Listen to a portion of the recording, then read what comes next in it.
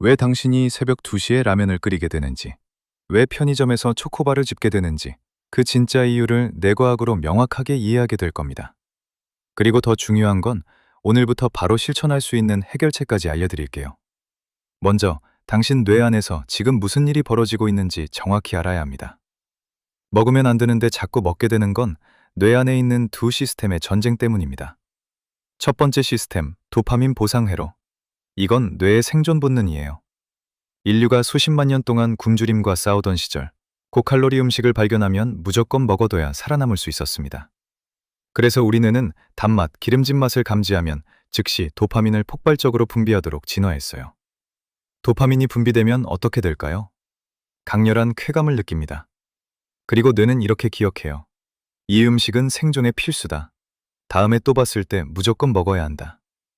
이게 바로 당신이 초코바를 보면 손이 자동으로 가는 이유입니다. 이건 의지의 문제가 아니에요.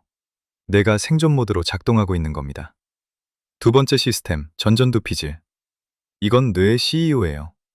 장기적 목표를 생각하고 충동을 조절하고 합리적 판단을 내리는 부분입니다. 건강을 위해 참아야 한다. 다이어트 목표가 있다. 이런 생각을 하는 게 바로 전전두피질이에요. 문제는 뭘까요? 이 두 시스템이 싸우면 거의 항상 도파민 보상 회로가 이긴다는 겁니다. 왜 그럴까요? 도파민 보상 회로는 뇌의 깊은 곳에 자리 잡고 있어요. 수십만 년 동안 진화해온 강력한 시스템입니다. 반면 전전두피질은 뇌의 표면에 있는 진화적으로 훨씬 최근에 발달한 부분이에요. 더 심각한 건 당신이 피곤할 때, 스트레스 받을 때, 감정적으로 힘들 때 전전두피질의 기능이 급격히 떨어진다는 겁니다. 하루 종일 일하고 퇴근한 저녁 8시, 당신의 전전두피질은 이미 지쳐서 제 기능을 못해요. 그때 편의점 앞을 지나가면 도파민 보상 회로가 완전히 장악합니다. 손은 자동으로 초코바로 가고 당신은 어느새 계산대 앞에 서 있게 되는 거예요. 여기서 끝이 아닙니다. 당신 뇌에는 체중 세트 포인트라는 게 있어요. 시상하부에 있는 이 시스템은 당신 몸무게를 특정 범위로 유지하려고 합니다. 다이어트로 체중이 줄어들면 뇌는 비상사태로 인식해요. 굶어 죽을 수도 있다고 판단하는 겁니다.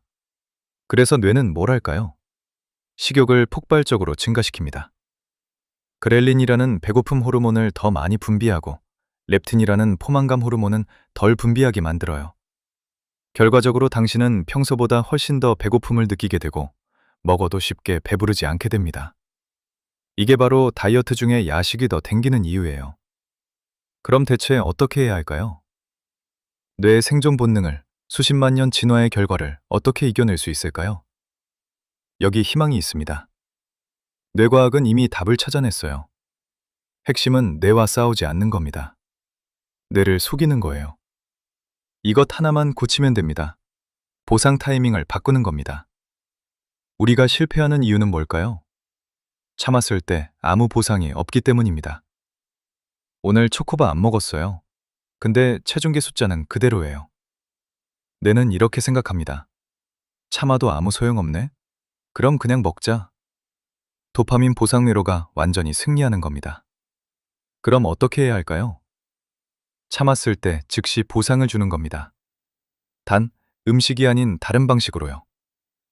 뇌과학 연구에 따르면 도파민은 음식뿐만 아니라 성취감, 진척감, 작은 승리에도 분비됩니다. 이걸 활용하는 거예요. 구체적인 방법 알려드릴게요. 첫 번째, 3초 자축 시스템입니다. 편의점 앞을 지나갔는데 초코바 안 샀어요? 즉시 스마트폰 메모장에 별표 하나 찍으세요. 딱 3초면 돼요. 이게 뭐가 중요하냐고요? 이 3초의 행동이 뇌에 명확한 신호를 보냅니다.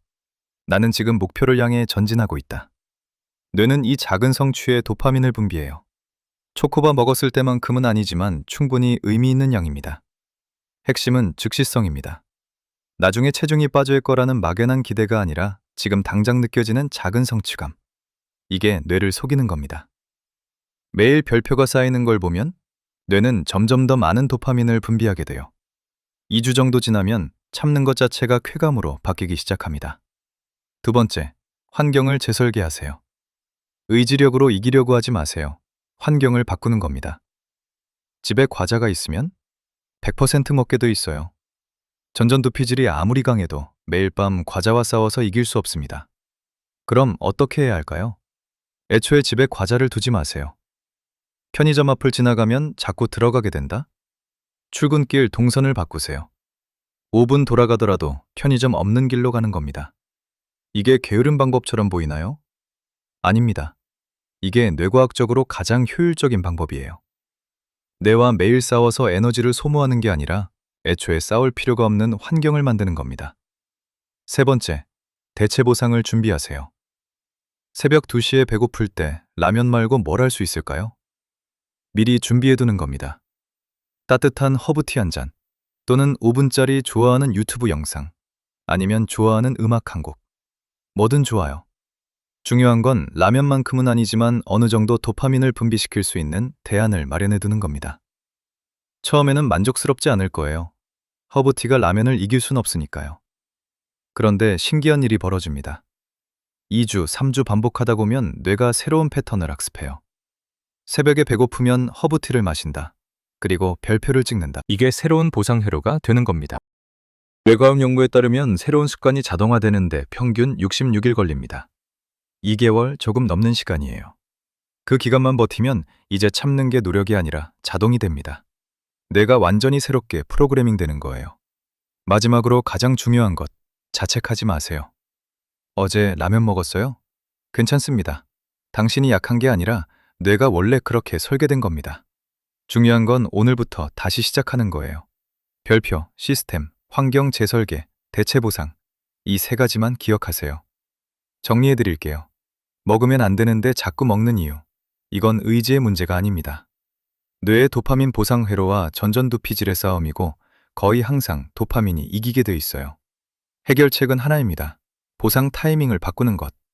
참았을 때 즉시 보상을 주고 환경을 재설계하고 대체 보상을 준비하세요.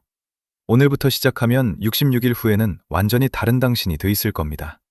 새벽 2시 냉장고 앞에 서지 않는 당신, 편의점을 그냥 지나치는 당신, 회식 자리에서 당당하게 샐러드를 시키는 당신. 이건 불가능한 게 아닙니다. 뇌를 이해하고, 뇌를 속이고, 뇌를 다시 프로그래밍하면 가능한 일입니다. 당신은 할 수 있습니다. 뇌과학이 증명했어요. 오늘부터 시작하세요.